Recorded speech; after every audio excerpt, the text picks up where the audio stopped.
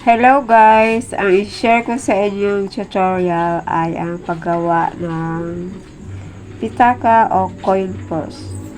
Ang sukat nito ay 13 cm by 11.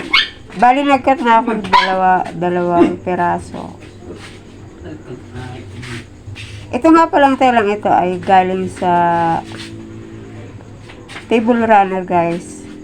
Yung sa ukay-ukay na nabili ko, naisipan kong gawa ng paraan para mapakinabangan at pwede na rin ibenta, mapagkakitaan. May zipper nga pala din, 13 cm, number 3 nga pala siya at slider din number 3. Lalagay mo nga din pala siya ng lining. Parehas din ang sukat, 13 cm by 11. At ito yung pouch pocket.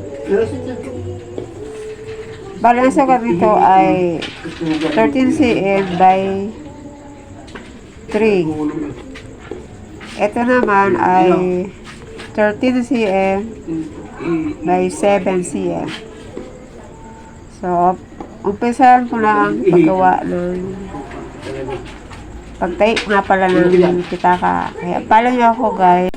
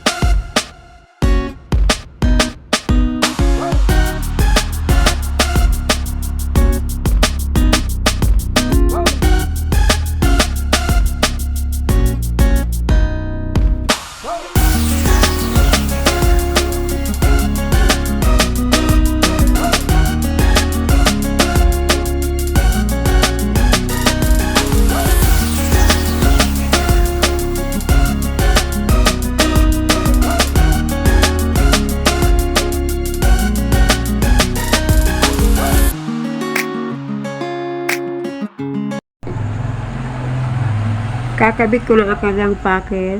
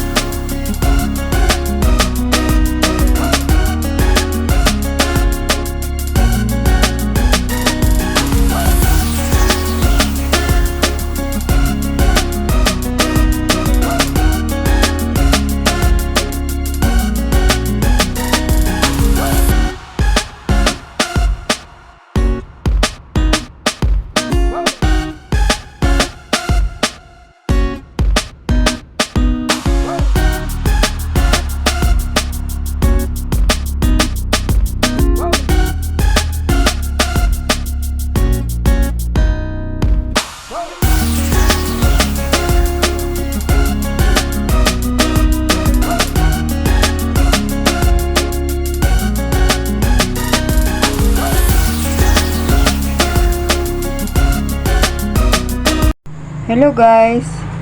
Maraming salamat sa panonood nyo ng aking tutorial. Sana may natutunan kayo.